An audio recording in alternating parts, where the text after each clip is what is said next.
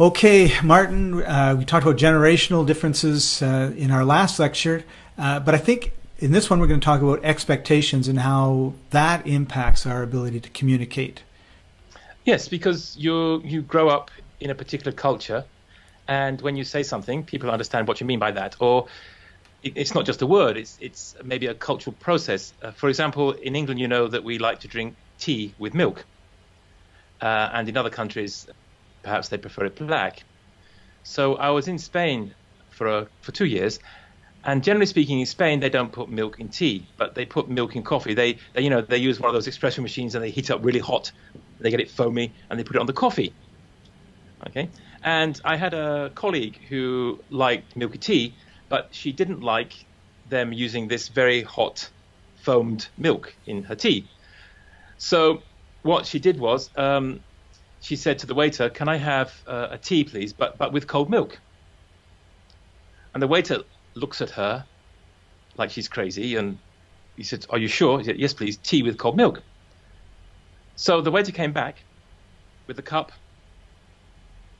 Inside the cup was a tea bag, and it was filled to the top with cold milk.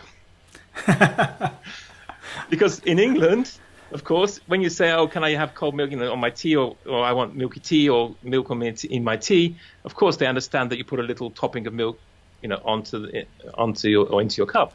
But in Spain, this is unheard of, and if you ask for milk, they put either the very hot foamy stuff or nothing. Yes. So that can have a huge impact on the way that you're communicating with your staff, can't it?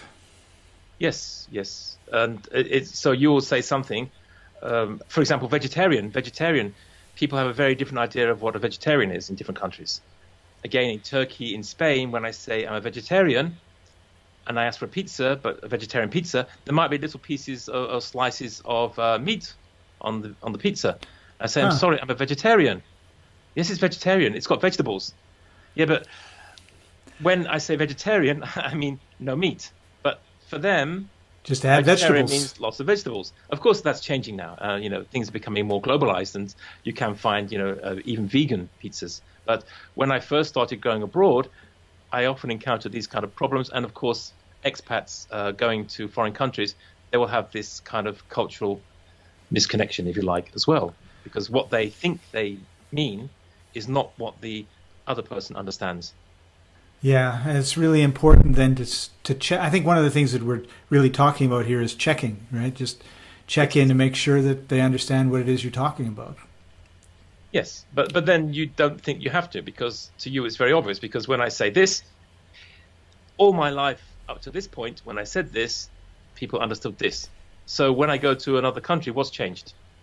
Right. People don't think that way. Yeah. Right. So expectations, they are something that you have to take into consideration.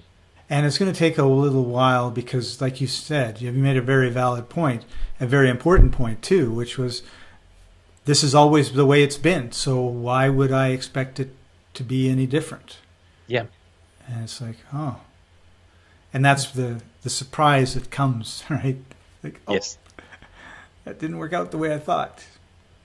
Not at all. Mm-hmm. Cool. Next, we're going to talk about perceptions. So we're going to go from expectations to perceptions.